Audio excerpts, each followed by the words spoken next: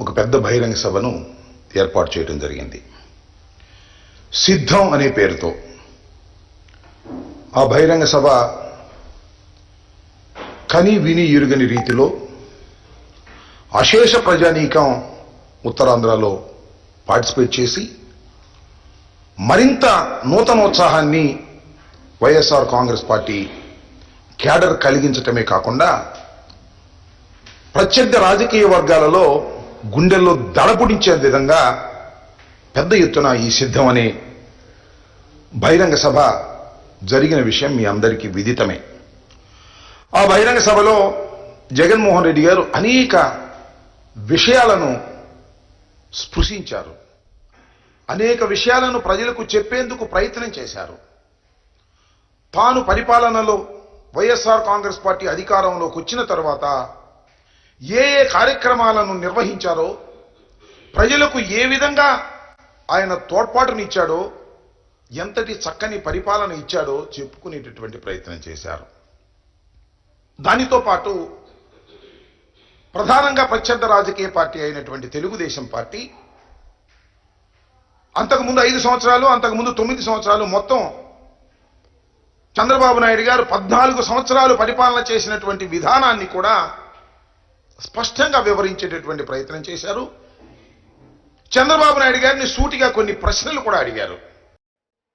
అయ్యా చంద్రబాబు నాయుడు గారు, మేము ఇన్ని కార్యక్రమాలు చేశాం, ఈ రాష్ట్రంలో ఈ విధమైన మార్కును మేము వేశాం, జగన్మోహన్ రెడ్డి మార్కును వేశాం, వైఎస్ఆర్ కాంగ్రెస్ పార్టీ మార్కును వేశాం, మీరు 14 సంవత్సరాలు ఈ రాష్ట్రాన్ని పరిపాలించిన మీరు ఏ గ్రామమైనా వెళ్ళి ఈ రాష్ట్రంలో, ఈ విభజిత ఆంధ్రప్రదేశ్లో ఏ గ్రామమైనా మీరు సెలెక్ట్ చేసుకుని వెళ్ళి ఆ గ్రామం నడిబొడ్డులో నుంచొని ఈ గ్రామానికి ఇదిగో ఇది చేశాను అని చెప్పగలరా అని అడిగారు.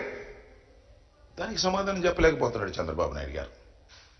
ఆయన కూడా కొన్ని బహిరంగ సభలు నిర్వహించేటటువంటి ప్రయత్నం చేస్తున్నారు. కానీ జగన్మోహన్ రెడ్డి గారు సూటిగా అడిగినటువంటి ప్రశ్నలకు మాత్రం దేనికి సమాధానం చెప్పుకోకుండా తప్పుకుపోయేటటువంటి ప్రయత్నం చేస్తున్నారు. చంద్రబాబు నాయుడు గారు 14 సంవత్సరాలు ఈ రాష్ట్రానికి ముఖ్యమంత్రిగా ఉన్నాడు.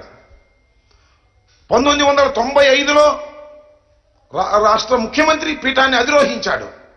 సుదీర్ఘకాలం ముఖ్యమంత్రిగా పనిచేసాడు ఈ రాష్ట్రంలో. నిజంగా అంత సుదీర్ఘకాలం పనిచేసినటువంటి వ్యక్తి లేరు. అంత సుదీర్ఘకాలం పనిచేసినటువంటి వ్యక్తి కూడా నేను ఇది చేశాను అని చెప్పుకునేటటువంటి స్థితిలో చంద్రబాబు నాయుడు గారు లేరు అంటే చంద్రబాబు నాయుడు గారి పరిపాలన అంతా కూడా ప్రజా సంక్షేమం కోసం, అభివృద్ధి కోసం జరిగినటువంటి పరిపాలన కాదని, కేవలం తన వర్గాన్ని, తన తాబేదారులను, పెత్తందారులను చేసుకోవడానికి మాత్రమే ఆయన పరిపాలన చేశాడనేది చాలా స్పష్టంగా అర్థమవుతున్నటువంటి అంశమని మనం చేస్తున్నాం.